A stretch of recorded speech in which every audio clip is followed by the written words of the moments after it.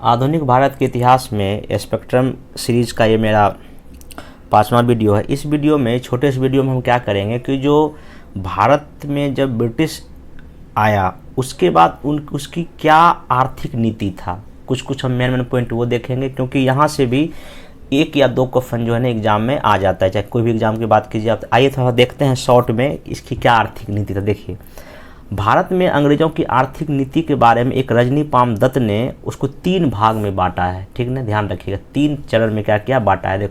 देखिए पहले चरण में इसमें लिखा गया है कि पहला था वाणिज्यिक चरण, कब 1857 से लेके 1813 तक, और दूसरा चरण था स्वतंत्र व्यापारिक पूंजीवाद का चरण, ये था 1830 से लेके 1857 तक, और था एक वित्तीय पूंजीवाद, ये 1858 से लेके 1947 तक था। ये 3 चरण में बांट के इसको क्या किया है देखा है। आप देख सकते हैं यहाँ पे। देखिए पहले चरण में क्या हुआ, आपको पता है कि प्लासी विजय के बाद जो है ना अंग्रेज जो है हमारे देश में ज़मीन से टैक्स वसूला, और हमारे ही टैक्स जो उससे पैसा जो वसूला उसी पैसे से हमारे देश का कच्चा माल खरीदा और कहाँ लेके गया, इंग्लैंड निर्यात कर दिया।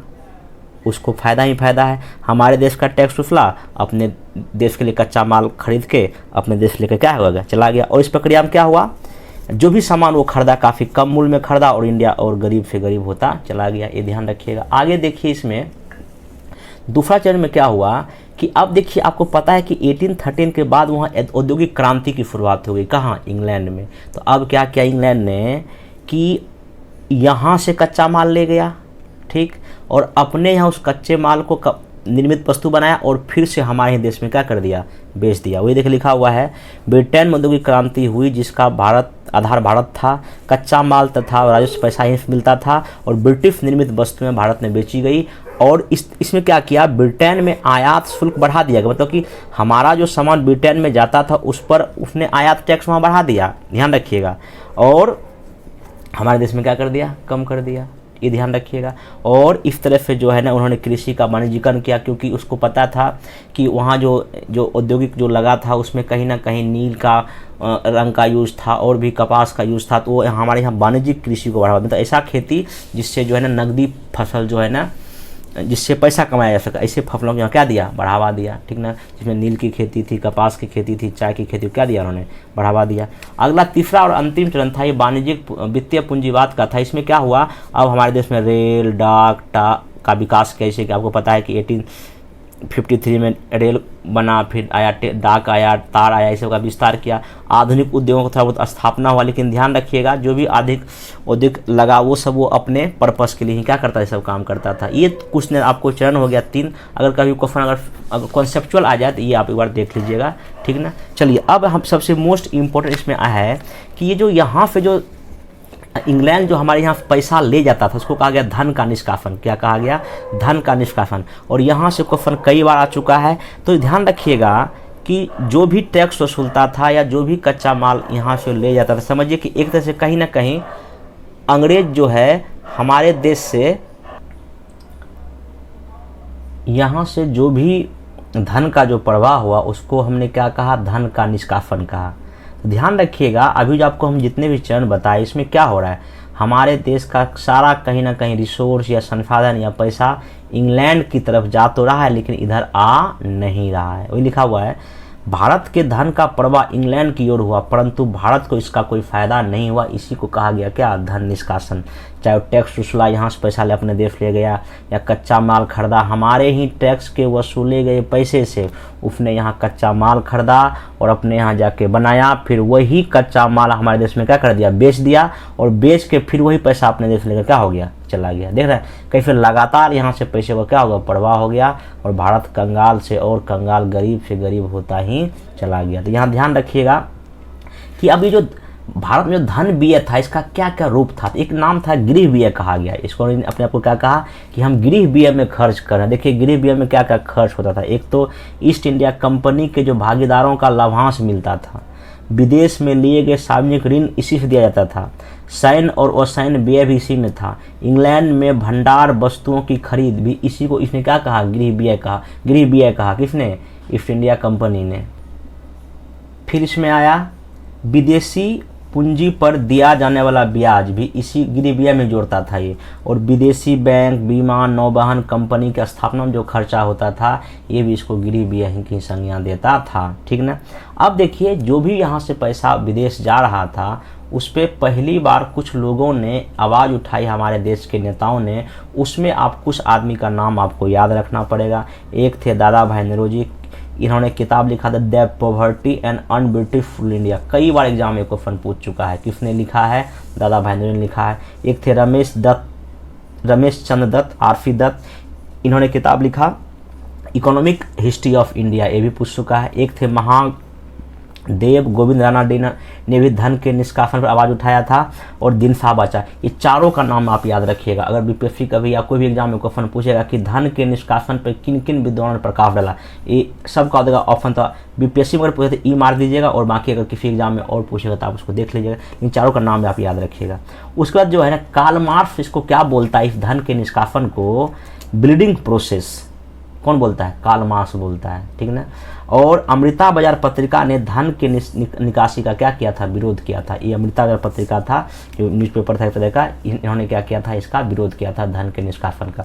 अब आइए भारत की आर्थिक दुर्दशा पर कुछ स्टेटमेंट बहुत ही इंपॉर्टेंट है। देखिए बीपीएससी पीटी में हम जो भी एग्ज़ाम दिए हैं उसमें हमको लगता है कि एक या दो स्टेटमेंट किसी इतिहासकार या किसी उस समय के वायसराय या किसी बड़े विद्वान का बीपीएससी देख के पूछता है कि किसने कहा है। यहाँ देखिए कुछ स्टेटमेंट बहुत ही इंपॉर्टेंट आपके लिए। एक स्टेटमेंट है कि एक विलियम बेंटिंग कहता है, इस दुर्दशा का व्यापार के इतिहास में कोई दूसरा जोर नहीं है। भारतीय बुनकरों की हड्डियाँ भारत के मैदान में क्या हुआ? बिखरी पड़ी। मतलब कि इतना हमारे देश का शोषण हुआ दस्तकारों का, बुनकरों का, कि वो भूखे बेचारे मर गए, ठीक ना। आगे एक और ये जॉन सुलिवन है, शायद ये क्वेश्चन बीपीएससी पीटी में पूछ चुका है। हमारी प्रणाली एक ऐसे स्पंज, मतलब एक ऐसे मतलब कि ना स्पंज के रूप में कार्य करती है कि जो गंगा के किनारे प्रत्येक अच्छी वस्तु को सोख लेती है और उससे फिर टैम्स की नदी क्या कर देती है? निचोड़ देती है। मतलब कि यहाँ की जितनी पैसा है, एक मतलब कि फॉर्म है, स्पंज मतलब फॉर्म है, पानी उसमें सोख लिया और जाके लंदन या टेम्स नदी पर क्या कर देता? निचोड़ देता था। ये कौन कहता है? जॉन सुलिवन खुद कहता है कि मतलब कितनी जो है ना उसकी खतरनाक आर्थिक नीति थी हमारे देश में अंग्रेजों की। एक और बोलता है जवाहरलाल नेहरू, भारत और इंग्लैंड के आर्थिक हित प्रत्येक क्षेत्र में क्या होते हैं? टकराते हैं। एक और ये D.H. बुकानन था, ये आया था लगभग हमारे देश में ये 1800 के आसपास। उसमें ये बोलता है, अलग थलग रहने वाले आत्मनिर्भर गाँवों के कवच को इस्पात की रेल ने भेद दिया तथा उसकी प्राण शक्ति को छीन लिया। मतलब ये रेल का जो विकास हुआ था उसके बारे में क्या कह रहा है? ऐसी बातें कह रहा है। अब आइए आर्थिक नीति का एक अगला भाग जो बहुत ही इंपॉर्टेंट है वो है भू राजस्व व्यवस्था। भू मतलब भूमि, राजस्व मतलब टैक्स का जो व्यवस्था था हमारे देश में। जब अंग्रेज आया उन्होंने ज़मीन से टैक्स वसूलने का क्या क्या सिस्टम लॉन्च किया, हम उसको अब देखने जा रहे हैं। देखिए सबसे पहला था एक इजारेदारी व्यवस्था। ये लाया था किसने? वारन हेस्टिंग्स ने। कब? 1772 में लाया था। इसमें क्या किया गया था कि 5 वर्ष के लिए भूमि ठेके पर दी गई थी, मतलब कि वहीं के किसी लोगों को, उसको इजारेदारी व्यवस्था कहा गया। बाद में इसको 1 वर्षीय कर दिया गया था, ठीक ना। आगे आइए, उसके बाद सबसे मोस्ट इम्पोर्टेंट आया अस्थाई बंदोबस्ती। इसको अस्थाई बंदोबस्ती भी कहा गया, जमींदारी व्यवस्था भी कहा गया या इस्तेमारी व्यवस्था भी कहा गया।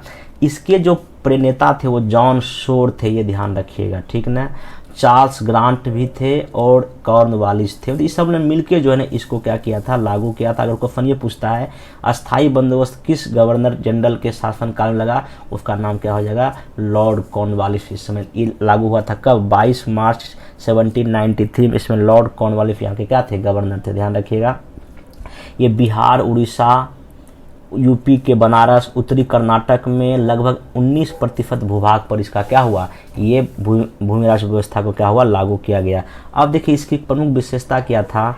जमींदार को अस्थाई मालिक बना दिया गया। जमीन ट्रांसफ़र भी हो सकता था एक जमींदार से दूसरे जमींदार को, ठीक ना। लगान की दर निश्चित कर दी गई। 10/11 हिस्सा कंपनी को मिलता था, 1/11 कौन रखता था? जमींदार रखता था, ध्यान रखिएगा। और इसमें नीलामी पड़ता था। नीलामी था मतलब क्या कि जमींदारी नीलाम की जाती थी। जैसे मान लीजिए कि कोई इलाका है उसकी ज़मींदार नीलामी करनी है, तो पूरे इलाके के ज़मींदार को ये बोला जाता था कि ये नीलामी होने वाला है, जिसको नीलामी खरीदना आके खरीदिए। वहाँ बोली लगता था, जो ज़मींदार सबसे अधिक बोली लगाता था वही उसी को वो इलाका जो है ना ज़मींदारी के लिए दे दिया जाता था, ये ध्यान रखिएगा। और इसमें बाद में सूर्यास्त का भी नियम भी जोड़ा गया था। सूर्यास्त का नियम मतलब ये था कि ज़मींदार को ये कहा गया कि अगर मान लीजिए कि आज तारीख है आपका 7 अप्रैल, ठीक ना, तो 7 अप्रैल को नियम ये हो गया, मान लीजिए कि आज शाम 5 अप्रैल तक ज़मींदार को अपनी जो है ना राजस्व पैसा जमा करना इंग्लैंड के पास, अंग्रेजों के पास। तो ये हो गया सूर्यास्त। मतलब सूर्यास्त होने से पहले जब आपको टैक्स का पैसा एक निश्चित डेट को है वहाँ जमा करना होता था, किसको, ज़मींदार को, ये ध्यान रखिएगा। तो सूर्यास्त का नियम किस भू राजस्व व्यवस्था से संबंधित है, अस्थाई या इस्तेमारी या ज़मींदारी व्यवस्था से संबंधित है, ये बात आप ध्यान में रखिएगा। इसमें इतना ही है। अब अगला है रैयतवारी। रैयत का मतलब होता है किसान। अब यहाँ डायरेक्टली किसानों से जो है ना टैक्स क्या किया जाएगा, लिया जाएगा। उसमें था ज़मींदारों को माध्यम बनाया गया था, यहाँ अब सीधे किसानों को। अब देखिए यहाँ क्या है, ये कब आया, 1820 में आया। कौन लाया, थॉमस मुनरो और रीड, ये भी एग्जाम में पूछ चुका है। कौन लाया, कहाँ कहाँ गया, मद्रास में लागू हुआ, बम्बई और असम में। 51% भूभाग पे सबसे अधिक यही भू राजस्व व्यवस्था हमारे देश में क्या था, एरिया के अकॉर्डिंग लागू था, सबसे अधिक 51% भूभाग पर। और ज़मीन का मालिक किसान हो गया। और सर्वे के आधार पर जो है इसका जो है ना रेट जो है ना फिक्स किया गया था। और दर कितना था, 33 से लेकर 55%। सबसे अधिक इसी व्यवस्था में जो है ना ज़मीन से टैक्स वसूलने का क्या था, दर था, ये देख लीजिएगा। अगला था अगला है महालवाड़ी। महालवाड़ी मतलब एक मोहल्ला या गांव मिलके, ठीक ना, इकट्ठे ही टैक्स जो है ना अंग्रेज को क्या करता था, जमा करता था। मतलब पूरा गांव का या मुखिया को कहा गया कि भाई आप पूरे एक गांव के लोगों, किसानों का टैक्स वसूलो और हमारे पास आके क्या करो, जमा करो। ये 1822 में आया। कौन लाया था, हॉल्ट मैकेंजी और एक मार्टिन बर्ड नाम का अंग्रेज था, वो लाया था। ये यूपी में, मध्य प्रांत और पंजाब में लागू हुआ। और ये हमारे देश के 30% भूभाग पर क्या था, लागू था। भूमि का मालिक पूरा गांव होता था। भूमि का मानचित्र तैयार किया गया। और पंजाब में इसको ग्राम प्रथा कहा गया। क्या कहा गया, ग्राम, पता लगा नाम था, ठीक है, ध्यान रखिएगा। इस प्रकार से ये कुछ जो आर्थिक नीति था अंग्रेजों का जो उसने लागू किया। हालांकि इसमें और भी उद्योग भी है और भी कुछ, लेकिन वो उतना एग्जाम के पॉइंट ऑफ व्यू से इम्पोर्टेंट नहीं तो ये काफ़ी इम्पोर्टेंट है। इसको आप देख लीजिएगा। बहुत मुश्किल से 10 या 12 मिनट का वीडियो है। इससे 1 या 2 क्वेश्चन डायरेक्टली आपको क्या हो जाएगा, आ जाएगा। मेरा पर्पज़ सिर्फ ये है कि पढ़ाई ऐसे किया जाए जहाँ से मैक्सिमम क्वेश्चन आ सके। स्पेक्ट्रम में बुक अच्छी है लेकिन उसमें सारे चीज़ से तो एग्जाम में आता नहीं, सारे चैप्टर से। जो जहाँ से क्वेश्चन आएगा मैं वही आपको क्या करूँगा, इन नोट्स के द्वारा क्या करूँगा, बताऊँगा। धन्यवाद।